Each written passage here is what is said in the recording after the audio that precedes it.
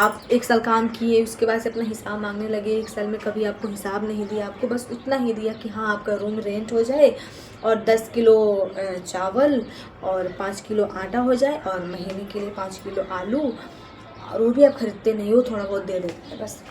तो ऐसा में अगर आप करते हो, फिर आप 1 साल तक समझ नहीं आ रहा है, कुछ देख देख के सोच रहे हो, समझ रहे हो, समझा रहा है कोई तो समझ रहे हो, फिर आप अपना हिसाब मांग रहे हो उससे कि मेरा हिसाब चाहिए। वो अपनी बीवी के लिए सारा कुछ कर रहा है, गहने जेवर रोटी कपड़ा मकान सब कुछ उसके पास है, दे रहा है। आप मांग रहे हो तो बोल रहा है कि नहीं, सामने वाला नहीं दिए तो हम तुमको कैसे दे अभी। ऐसे कर करके और साथ में हमेशा काम करा रहे हो, खटा रहे हो, और टाइम का लिमिट नहीं है। सुबह जाओगे तो रात को कितने बजे आओगे, और सुबह में कितने बजे जाओगे तो रात में कितने बजे आओगे, और रात को कितने बजे जाओगे तो सुबह में कितने बजे आओगे, इसका कोई ठिकाना नहीं है।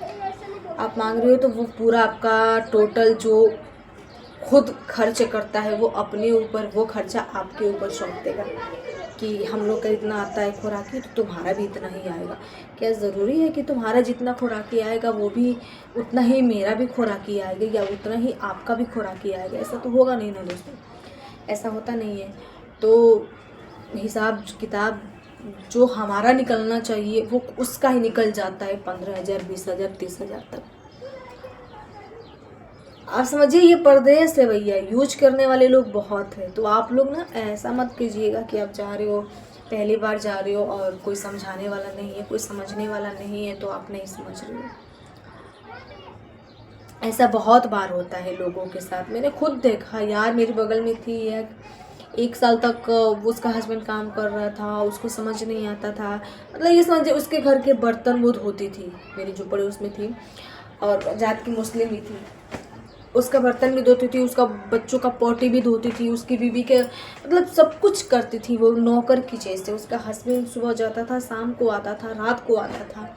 मतलब उसको कुछ आइडिया नहीं था कि मुझे कैसे जीना है परदेश में, उसको कुछ आइडिया नहीं था।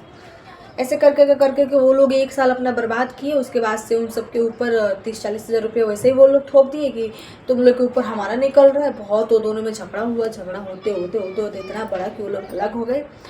और उसके बाद से उन सब की ज़िंदगी भैया सुधर गई, क्योंकि उससे कम ड्यूटी करता है और उससे अच्छी पैसे कमाता है। और उसकी बीवी इतना अफवाह खर्चा करती है कि मतलब अफवाह नहीं, समझ लीजिए कि हाँ सब कुछ उसका टाइम टू रहता है। रूम रेंट हर एक चीज़ उसके घर में राशन टू राशन भरा रहता है हमेशा। और वो लोग कभी मिलती है तो बोलती है कि भाभी अगर हम उसके साथ मतलब अभी तक रहते ना तो हमारी ज़िंदगी बर्बाद हो चुकी होती, हम लोग कर्जे में डूबे होते, या फिर हम लोग कहीं डूब के मर चुके होते, या फिर भूखे मर चुके होते। वो ऐसा बोलती है। तो मुझे उससे तो ये समझ आ गया कि लोग यूज करने वाले बहुत हैं। चलिए दोस्तों, फिर मिलेंगे नेक्स्ट व्लॉग में, तब तक के लिए बाय बाय।